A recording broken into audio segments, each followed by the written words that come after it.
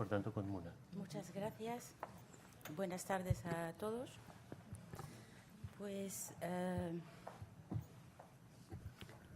hablar de los... ¿Me oyen?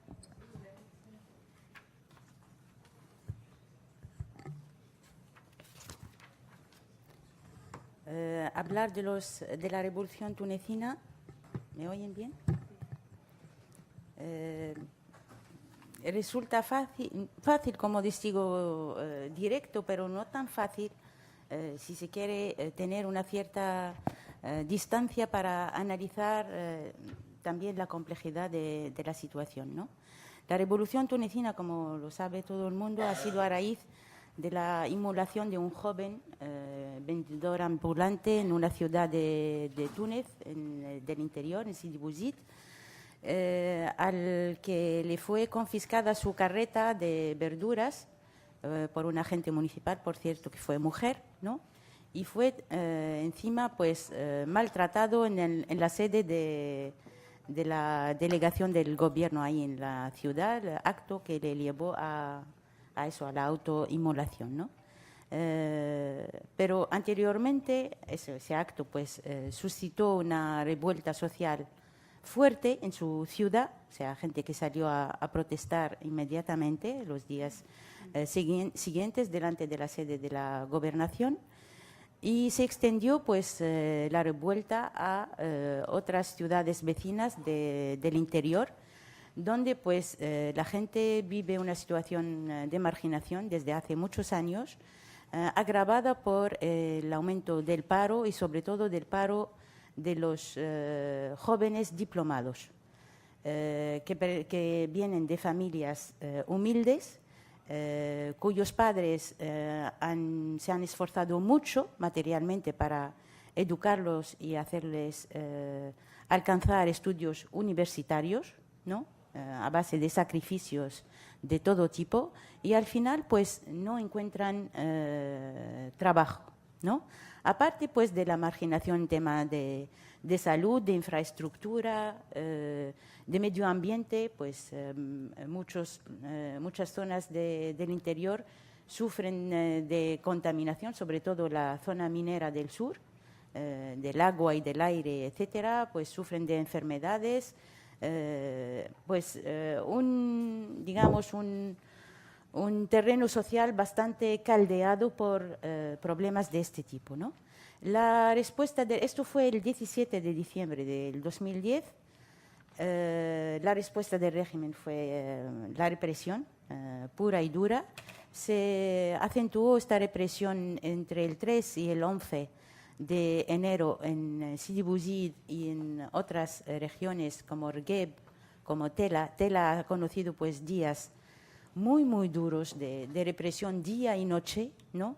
De irrupción en las casas, de lanzar lacrimógeno dentro de las casas, de asesinatos por francotiradores y policías, y al final pues llegaron noticias de todo lo que pasaba a las grandes ciudades y a la capital vía Facebook y Internet. Y el sindicato principal, que es l'UGTT, l'Union Générale des Travailleurs de Tunis, cuya pues digamos bureau ejecutivo sometido al régimen pues desde hace años, o sea, no planteaba ningún problema al régimen como líderes sindicales, pero los sindicatos de base sí se involucraron desde el primer momento en estas regiones con la gente, ¿no? Y los sindicatos de base, o sea, en las regiones, tomaron la iniciativa de convocar huelgas generales, ¿no? En algunas ciudades. Sousse, Sfax, Gasrin. La de Sfax fue una manifestación enorme, gigantesca, reunió 100.000 manifestantes el día 12 de enero. Eso es lo que llevó al presidente a dar ese discurso un poco patético, ¿no? De querer pararlo todo, parar la represión y recuperar algo de simpatía con el pueblo, pero fue esfuerzo vano, ¿no? Y el 14, pues la manifestación del 14 en la avenida Bourguiba, canalizada en parte por el sindicato, l'UGTT, y por la sociedad civil vía pues, Internet, Facebook, etcétera, ¿no? Que llevó a la salida de Ben Ali aquel día a las 5 de la tarde. Y pues se abre una nueva etapa en el país. En principio, pues, o sea, vivimos, la verdad, días muy, muy bonitos en cuanto pues, a recuperación del espacio público, del que estábamos privados. La avenida Bourguiba pues, se convirtió en un hormiguero de gente que improvisaba pues, discusiones así espontáneas, improvisadas. Se redujo mucho la agresividad porque llegamos al final de la época de Ben Ali a perder parte de nuestra humanidad, entre comillas, ¿no? O sea, todo se ha desvirtuado, ¿no?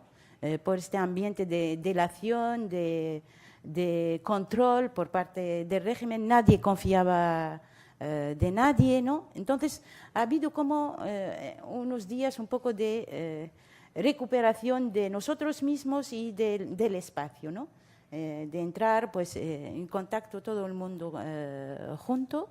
Y empezó pues, esta nueva etapa, pero con un número importante de heridos y muertos, resultado de la revolución, que buscaban justicia, ¿no? El tema de los heridos y de los mártires. Y luego el tema de cómo se va a gobernar ahora el país, con qué gobierno. Y el gobierno que estaba es el mismo gobierno que dejó Ben Ali. Hubo un ligero cambio a nivel del Ministerio del Interior, pero es del mismo partido el RCD, Rassemblement Constitutionnel Démocratique, y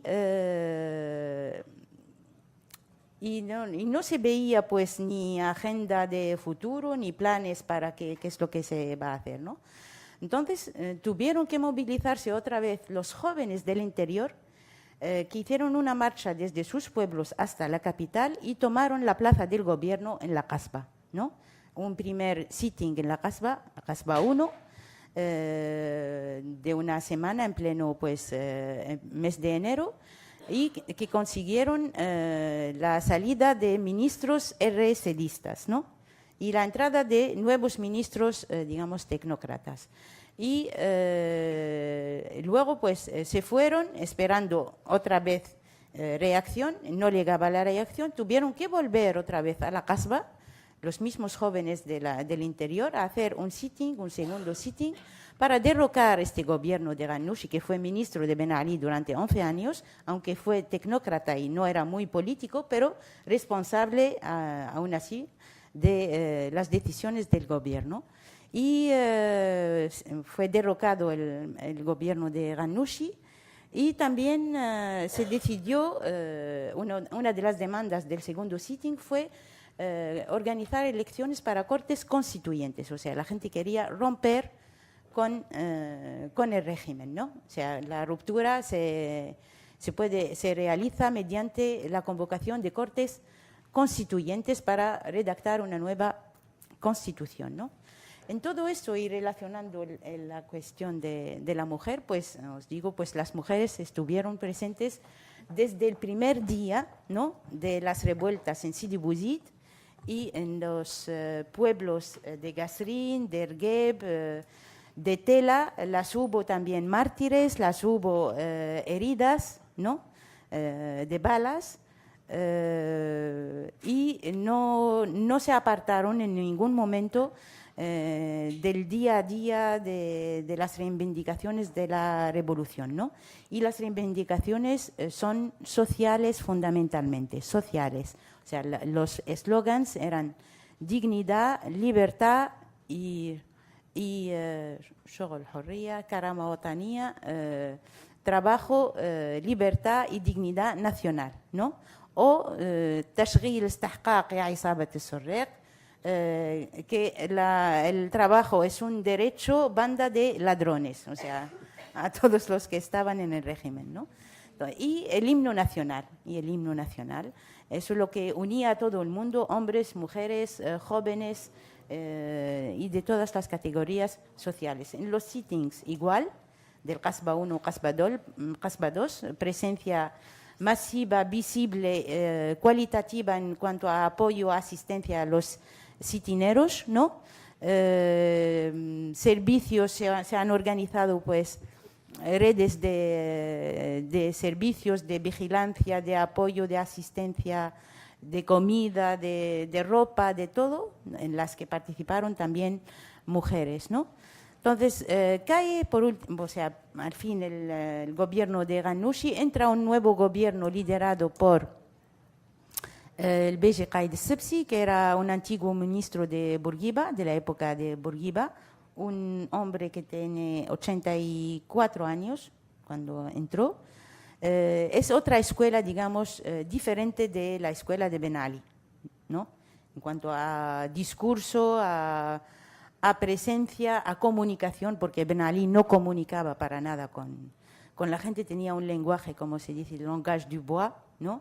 Es un poco, intentó recuperar un poco la identidad árabo-musulmana, porque Bourguiba, por lo menos, hablaba a los tunecinos en tunecino, o sea, improvisaba sus discursos, se emocionaba, o sea, era humano, por lo menos. Un poco así, tenía una rigidez increíble, con un discurso, sí, en árabe clásico, pero no llegaba a la gente, o sea, y nadie le escuchaba. Al final, pues la gente se desconectó totalmente de Ben Ali y del gobierno, y le preguntas a los tunecinos quién es el ministro de tal, y nadie sabía los nombres, ¿no? O sea, una ruptura ya existente de antes, ¿no? Y se prepara pues entonces la cita electoral, y vuelve Ghannouchi de Londres el día 30 de enero, y el día 29 de enero, víspera de la vuelta de Ghannouchi, se organiza así una manifestación de mujeres en la avenida Bourguiba, que quería, pues se reivindicaba la total igualdad entre hombres y mujeres, total igualdad, ¿no? Y participación en la vida pública y participación política. Y entonces en aquel día sí que vimos la aparición de grupos llamados posteriormente salafistas, ¿no? Eran jóvenes así casi adolescentes, ¿no? Algún mayor con barba y túnica y toda la parafernalia del aspecto exterior salafista.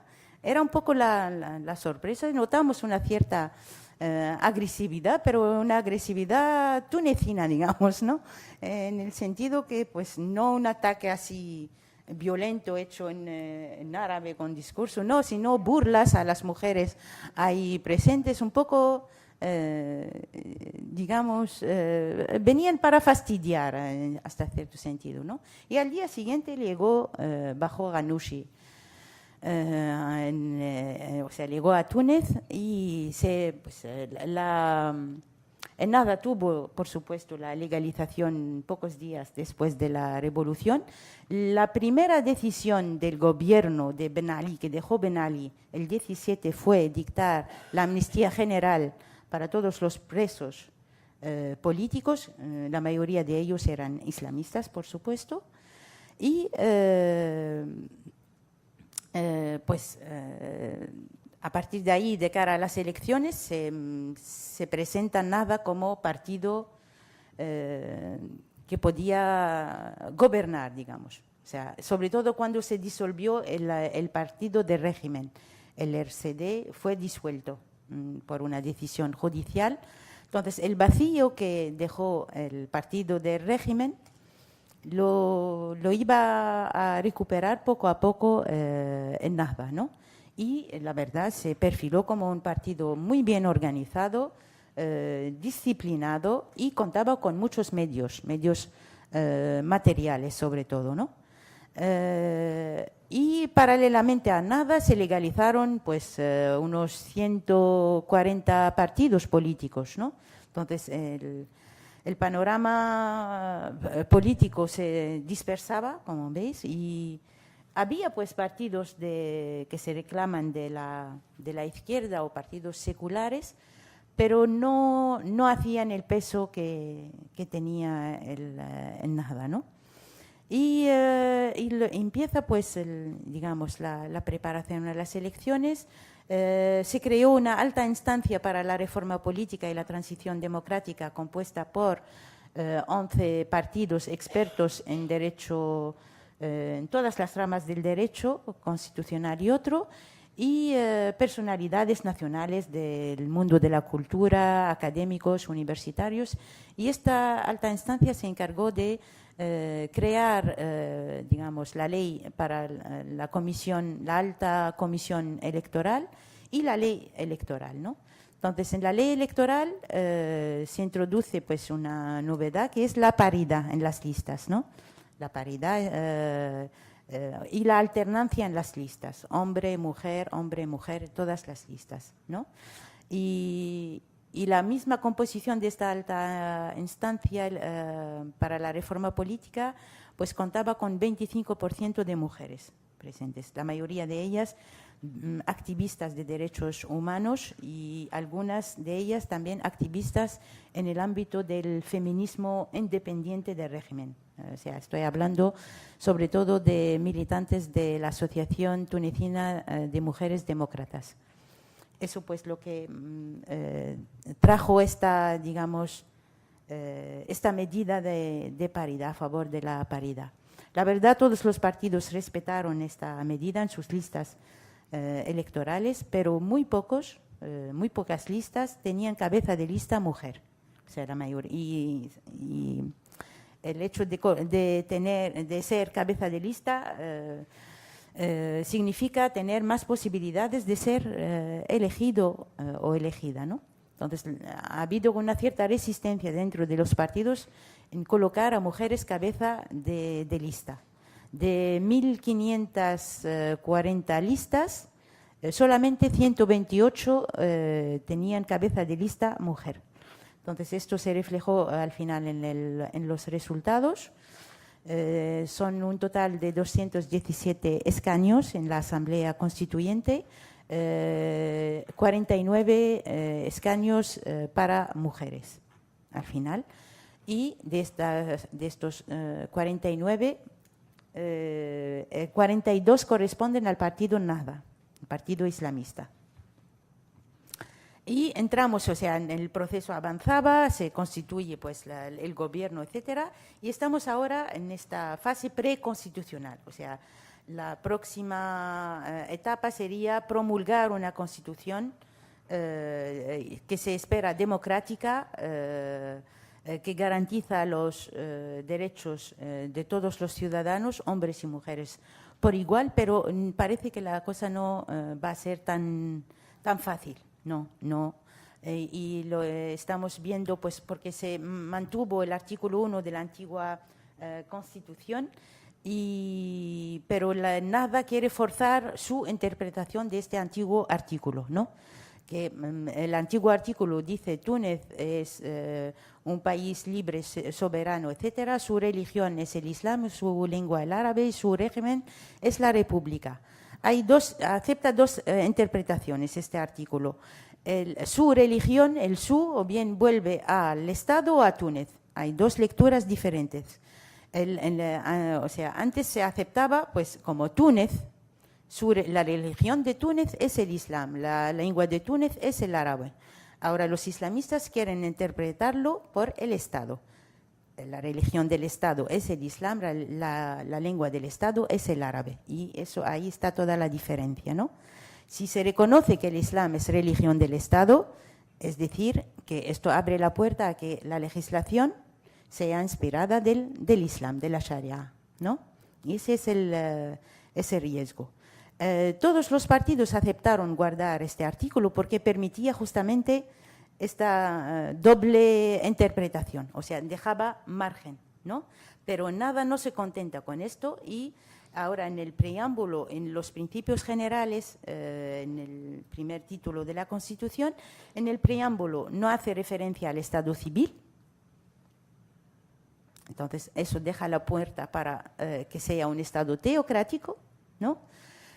No quieren poner como referencia la Declaración Universal de los Derechos Humanos como marco referencial para la Constitución y para las leyes. Ellos creen que no hay nada superior al Islam. Y luego, pues, otra cosa, añaden un principio por el que no admiten una reforma en el sentido de tocar el principio de que el Islam sea religión del Estado. Entonces, ya han incluido su interpretación en el borrador de la actual Constitución, ¿no? Entonces, esto pues abre una cierta pues tira y afloja, pues, pero resistencia por parte de la sociedad civil existe todavía. Nos estamos cansando, la verdad, ¿no? Porque es como un juego de tira y afloja entre el Nahda y el gobierno y la sociedad. Adelantan una cosa, ven que hay una resistencia, se retractan. Como lo que pasó en el verano pasado, han puesto también en el borrador de la Constitución un artículo que no habla, o sea, luego los títulos, libertades y derechos, etcétera, o sea, la división de la Constitución, en el título de libertades y derechos, no hablan de igualdad entre hombres y mujeres, sino en el artículo 8, al principio presentaron, o sea, lo redactaron de esta forma: existe una complementariedad entre hombres y mujeres en la familia. Complementariedad, pues, no es igualdad.